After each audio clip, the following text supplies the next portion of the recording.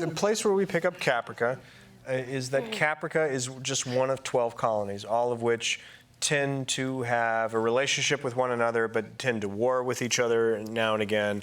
And it's not a unified nation state so much as it is, 12 colonies that have squabbles but trade among each other as the only people in the universe that they know about. The Cylons represent sort of a breakthrough in technology on Caprica, but the Vergis company is certainly on the same path on Tauron, and there's probably a couple other places of high technology that exist in the 12 colonies. But essentially, they're all on the cusp of this breakthrough. Well, according to the scriptures in Pythia, and he's totally nerding. And according to Ellen Ty, the survivors of Kobol were led by the lords of Kobol to found the 12 colonies. Yes. So these are these 12 colonies. So what happened on Kobol? Like, if all this has happened before and all this will happen again, was there a conflict over technology where they gave rise to AI and then they all go out in space? You know what I'm saying? Yeah. Like, they all go out in space. Did they then found these 12 colonies? Like, oh my gosh, we found Earth. Check it. Well, there once was paradise, which was called Kobol, and then came gay marriage, and all of it completely fell apart. Essentially, the gods and man lived as one in paradise, which is the essential creation myth of Western civilization. Is there was paradise, there was a fall, and that we mortals exist after that. And this is essentially our parable of that. On Kobol, once upon a time, man and the gods lived as one. Man stole fire from the gods, which in our case is the secret of AI, of artificial intelligence. Humans invented the first Cylons on Kobol, and somehow that broke paradise, and 12 tribes went that way, and the 13th tribe of Cylon went that way. And that's essentially the creation myth as we have it. Like Twin Peaks, Or 2.5 Men, I think. Right.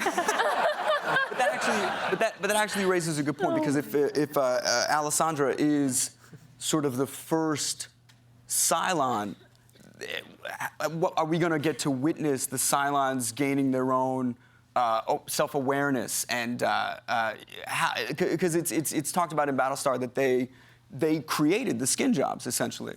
Is that something that we're gonna get to see that?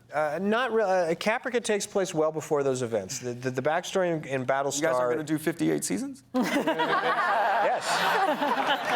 I'm happy to announce that tonight, actually. Sci-Fi Channel has given us the green light for 58 seasons. Well, let me ask, because people are gonna be disappointed online if I don't. So Kara's dad played her, all along the Watchtower, which is the trigger song for all the Cylons, and then it's the coordinates to Earth.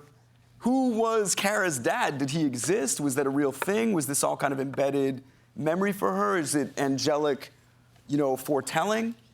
How did you guys see that? Well,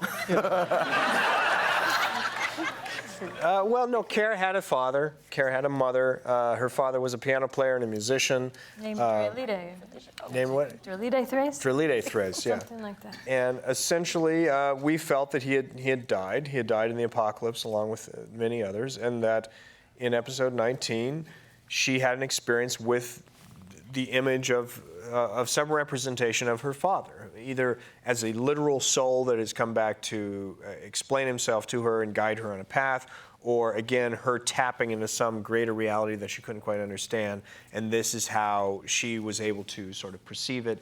But in either case, it steered her towards a path of realizing an answer that was in front of her, that there was meaning in this music, that there was something greater to it, that it wasn't just a meaningless phrase that she repeated over and over in her head and drew pictures about, that she was on a path to sort of draw meaning from that and help humanity to find salvation. That brings me to something that actually troubled me. Leoben, who was a Cylon who figured very importantly on New Caprica, held Kara hostage, insisted to her that they would fall in love, assured her that she was incredibly important to all of this. And then in the one moment where she takes him to her grave, essentially, her charred corpse, and says, "What am I?" He's like, "I'm out."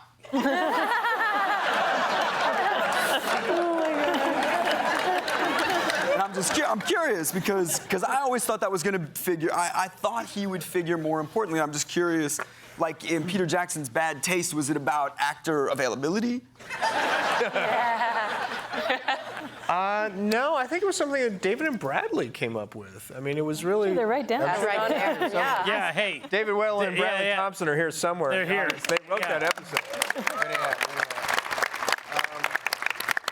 I think we had decided, that Leoben, there was something interesting I kind of recall about here's a guy who appears and says he's your guide and he's your spiritual leader, and you got to a moment when that guide and spiritual leader says, I don't know what the fuck is happening. But so she's so much finally more than that open because to he was prophetic to Rosalind as well. Early on, he appeared to her, and she knew it was. Well, in the meant conception something. of the 12 Cylons, the initial idea, early in the first season was each of the 12 models represented a mechanistic point of view that said, when you boil humanity down, there's really only 12. Yeah. And these are the 12. And that Leoben was the one that saw the greater puzzles of life, that sort of lived in the stream and saw the rivers go by him, and was tapped into some greater sort of mystical thing than the rest of them were. And there was something interesting about at the end of the day when that character was then faced with reality of maybe it's all bullshit and he really doesn't know what it's about.